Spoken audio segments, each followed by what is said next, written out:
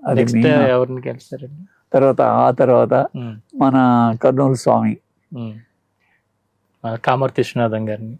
అప్పుడు మేము ఫైనాన్షియల్ ఒక 4-5 సంవత్సరాల క్రితం చాలా క్రైసిస్ లో ఉన్నప్పుడు ఈయన ఉన్నారు మన సతీష్ రెడ్డిని, డిఆర్డిఓ చైర్మన్, ఆయన మా ఊరే, నెల్లూరు దగ్గరే, బాగా క్లోజ్. ఆయన ద్వారా ఆ అబ్బాయికి పరిచయం చేయించారు స్వామిని.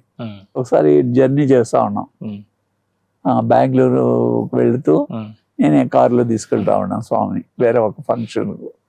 అక్కడ కొంచెం ఈ ఉపనిషత్తులు ఇవన్నీ అట్లా కెలిగితే అనర్గళంగా వచ్చేస్తా ఉన్నాయి.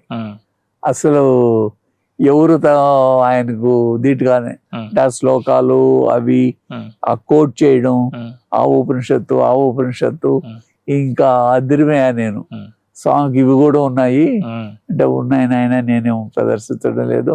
ఇంతకు మునుపు అయితే ఉపన్యాసాలు కూడా చేసేవాడిని, కానీ ఇప్పుడు అవి పూర్తిగా వదిలేశాను అన్నట్టుగా ఆయన చాలా వరకు అంత పర్సనల్ బాండేజ్ కుదిరినటువంటి మహాత్ముడు.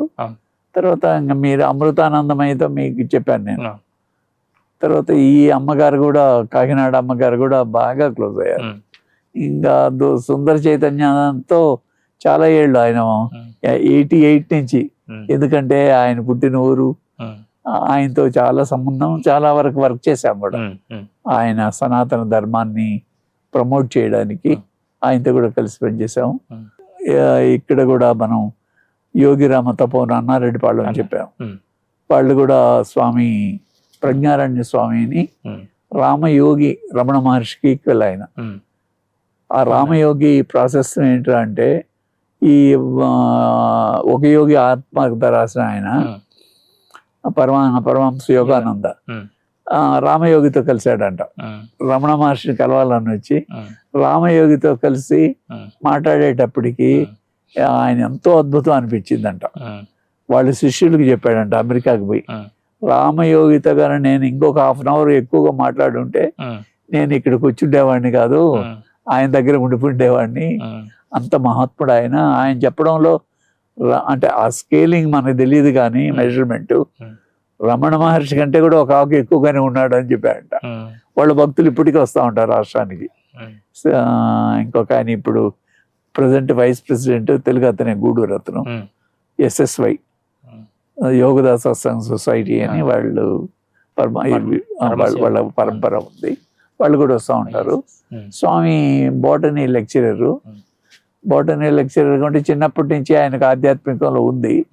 వాళ్ళ ఆయన పెద్ద పోలీస్ ఆఫీసర్ ఆ కాలంలో. కానీ వీడు చదువు పాడవుతాడని వైజాగ్లో వేశారు ఆనర్స్.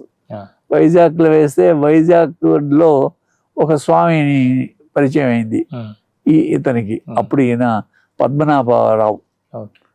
ఆయన ఎట్టవాడు అంటే దదీచి మహర్షి లాంటి వాడు. తన శిష్యురాలకి ఒక కాలు పోతే యాక్సిడెంట్లో ఆయన కాలు యాంపిటేట్ చేసి ఇచ్చాడంట.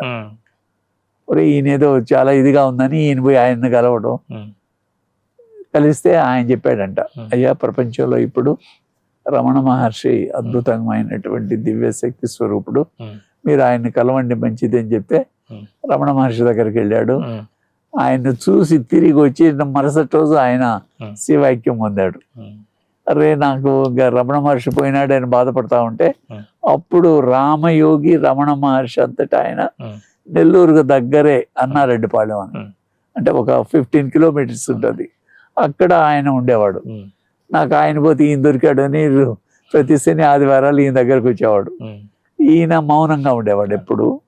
ఒక రామ ఆశ్రమాన్ని ఒకటి కట్టుకొని, పెద్ద కోటీశ్వరుడు కాబట్టి అన్నదానం చేపించేవాడు. ఒక ఆత్మారాముడు అని ఒక పెద్ద టెంపుల్ కట్టించాడు ఊర్లో, పేరు కూడా ఆత్మారాముడు. దానికి కావాల్సినవన్నీ అంటే ఈయన రామయోగి ఇచ్చాడు. రామిరెడ్డి రామయోగిగా మారి తర్వాత ఆయన శిష్యుల కింద ఈయన ఆయన దగ్గరనే ఉంటూ ఆయన చెప్పింది ఆయన గురువుగా తీసుకొని ఆయన వెళ్ళిపోయిన తర్వాత హిమాలయాస్కి పోయి తపస్సు చేసి ఒట్టి పాలే ఆహారంగా తీసుకుంటూ ఒకసారి ఒక డీప్ ఆలోచన వచ్చిందంట, గురువు గారి స్థలం వ్యర్థం కాకూడదు, దాన్ని పోయి డెవలప్ చేయని ఒక సంకేతం వచ్చినట్టుగా వచ్చింది. ఆయన వచ్చి తర్వాత స్వామి దయానంద సరస్వతి, ఉమ్. ఆయన కూడా రామయోగి శిష్యుడు. ఆయనకు కూడా బెంగళూరులో కలిసినప్పుడు ఒక ప్రాబ్లం ఉంటే ఉమ్. ఆ ప్రాబ్లం అడిగాడంట. ఉమ్. దానికి ఆయన సరైన సమాధానం చెప్పడం వల్ల గురువుగా భావించాడు. ఉమ్. ఆయనే ఫస్ట్ ఒక ₹1,00,000 ఇచ్చి స్వామి దయానంద సరస్వతి ఉమ్. అక్కడ రామయోగి ఆశ్రమం Sure. ఈయనతో కట్టించి అది ఇప్పుడు చాలా పెద్ద ఆశ్రమం అయింది. Yeah. ఆయన సప్తాహం అని 7 రోజులు కార్యక్రమం చేసేవాడు. Yeah. ఆయన ప్రొఫెసర్ కాబట్టి Mm. రీసెర్చ్ మెథడ్లో Mm. ఈ మనసుని ఎట్ట కంట్రోల్ చేస్తే బాగుంటుందని Mm. ఒక 7 స్టెప్స్ ఆయనే చేపించేవాడు రెగ్యులర్గా.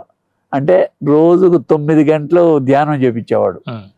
ఉదయాన్నం 3 నుంచి 6 వరకు, మళ్ళా 11 నుంచి 1 గంట వరకు, మళ్ళా సాయంత్రం ఉమ్. ఓ 3 గంటలు లేవకూడదు, కూర్చోవలసిందే వాడు. అట్లా తర్వాత థియరీ క్లాసులకు చెప్పేవాడు. ఆ విధంగా చాలా బాగా అంటే కొంతమందిని ఎన్నుకొని క్లాసులు చెప్పేవాడు. ఆయన కూడా వెళ్ళిపోయాడు ఇప్పుడు. ఆయన శిష్యుడే తత్వ విధానంద వాళ్ళతో. ఇప్పుడు ఆ తత్వ విధానంద శిష్యురాలు మన అమ్మగారు ప్రభావతి అమ్మగారు. అట్లా అంటే ఆ స్వామితో నాకు బాగా టచెస్. తర్వాత ఒక మిరాకిల్ ఏంటంటే స్వామి లాస్ట్ దశలో ప్రజ్ఞారణ్య స్వామి అన్నాడు. తర్వాత లాస్ట్ దశలో ఆయన బెడ్ రిడన్, దాదాపు 1 year బెడ్ పైన ఉన్నాడు. 1, 2 అన్ని శిష్యులే చూసేవాడు. ఆ స్థితిలో లాస్ట్ దశలో నేను పోయా, లాడుతూ ఉన్నాడు. ఆ నొప్పులకు ఏంటో అరవడం ఇవన్నీ చూసి నాకైతే మనసు చాలా ఇది వచ్చింది. ఇంత పెద్ద స్వామికి ఇన్ని కష్టాలా అని. తర్వాత నాకు బెంగళూరులో ఉన్నాను నేను కొద్ది రోజులు.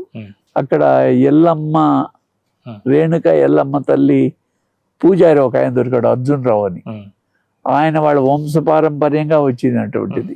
వాళ్ళకు ఒకటి దొరికింది వాళ్ళ తాత ముత్తాతలకు. దాన్ని పూజ చేస్తూ ఆయనకు ఎల్లమ్మ వచ్చేది, విషయాలు చెప్పేది ఆమెకు. పెద్ద వ్యవస్థ అయిపోయింది ఇప్పుడు. ఆయన చాలా ఫేమస్. ఆయన మళ్ళీ పెద్ద చదువుకోవడం కూడా లేదు అతను. అతనితో కూడా బాగా నాకు రేప ఉంది.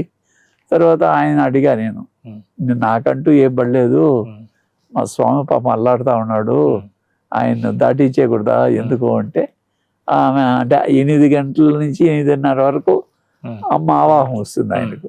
ఆవాహంలో చెప్పింది, ఒరే వాడు బాగానే లెటర్ అంతా బాగా రాశాడు, అడ్రస్ కరెక్ట్గా రాయలేదురా, అందుకని ఆ లెటర్ చేరలేదు, నేను చేస్తాను, అది ఒక గ్రంథి ఉంది, ఆ గ్రంథిని దాటే విధానం చేస్తాను, కరెక్ట్గా 3rd day వెళ్ళిపోతాడు చూడు నీ డేట్ చెప్పింది. కొన్ని ఇది చెప్పింది, పాయసం అది పంచితం కొన్ని ఆయన నోట్లు పోయమని చెప్పినాడు. నేను ఫోన్ చేసి చెప్పా అక్కడ శిష్యులకి, స్వామికి ఈ విధంగా పోయింది, 3 రోజులు ఆయన వెళ్ళిపోతాడని చెప్పారు. అంటే పోసారు, కరెక్ట్గా ఆయన చెప్పి డేట్కి వెళ్ళిపోయాడు. ఆయన వెళ్ళిపోయిన తర్వాత నేను పోలే. అప్పుడు ఈ కరోనా ఒకటి పెద్ద ప్రాబ్లం, ఎక్కడ పోకూడదు, స్టేట్ టు స్టేట్ అవి పోకుండా అట్లా ఉంటే, ఆయన వెళ్ళిన రోజు నాకు కలగాదు అది నిజంగా కూడా. అట్లా అని చెప్పి బాగానూ లేదు, ఒక తెల్లని ఆకారం, మన సినిమాలో చూపిస్తారు కదా దయ్య, ఒక తెల్లని ఆకారం కనబడతా ఉంది. వచ్చి నేను ప్రజ్ఞారెడ్డి స్వామిని నాకు తెలిసింది, ఏం కావాలి నాయన నీకు అనింది. నాకేం కావాలి స్వామి నీకు తెలుసు, నాకేం పడలే, నాకు భగవంతుడే కావాలా, నాకేం పడలేదు అంటే బ్లెస్ చేసి మళ్ళా మాయమైపోయాడు. ఆడ ప్రాణం వదిలిన వెంటనే మీరు రాలేదందుకు ఆయనే వచ్చారు మీ దగ్గరికి. అది పాయింట్ అది. తర్వాత చాలా సార్లు ఆయన కూడా డ్రీమ్స్ లో కొన్ని విషయాలు చెప్పడం చేయడం. ఎందుకంటే నేను గురువుగా మాత్రం తీసుకోవాలి, ఆయన చెప్పేవాడిని, you are like my mother. ఎందుకంటే ఆ రిలేషన్ అంట ఉండేది అంత డీప్ గా. ఇప్పుడు విశ్వనాథ స్వామి కూడా అంతే, మదర్ లాగానే. ఎందుకంటే ఆ రిలేషన్ ఇది. కానీ ఆ స్థానం గురుస్థానం మాత్రం ఆయనతోని. అట్లా ఈ స్వామి కూడా చాలా మిరాకిల్స్ వచ్చాయి ఆయన. కానీ ఆయన నమ్మేవాడు కదా ఇవన్నీ. ఆయన సైంటిఫిక్ వేలో చాలా కనిపెట్టాడు కూడా. ఆయన ఒక దూరదర్శన ఇవి మైక్రోస్కోప్ ని ఎంతో ఖర్చు పెడితే కానీ రాదు. ఈయన ఒక 200 లోపు సామాన్లతో ఒకటి కనిపెట్టాడు. మేము కాలేజెస్ స్కూల్స్ పోయేవాళ్ళం, ఎట్లా మా పని అదే. నాకు ఆదివారం వెల్ఫేర్ ఆఫీసర్గా ఉన్నా కూడా ఆదివారం స్వామి నేను ఒక్కో స్కూల్ దత్తత తీసుకునేవాళ్ళం. పోయి ఆయన వేదాంతం, నేను కొంచెం సైంటిఫికల్గా కొంచెం దాన్ని ఉండేట్టుగా మేము ఇద్దరు మాట్లాడేవాళ్ళం. వాళ్ళకు ప్రైజులు ఇచ్చేవాళ్ళం. సైన్స్ ఎక్స్పెరిమెంట్లు చేయమనేవాడు స్వామి. సైన్స్ టీచర్స్ అంతా ఆయన చాలా ప్రోత్సాహం చేశాడు. చుట్టుపక్కల కాలేజెస్, స్కూల్స్ మేమిద్దరం కలిసి వెళ్ళి అట్లా విధంగా, అంటే మంచి అనుబంధం. అంటే ఆయన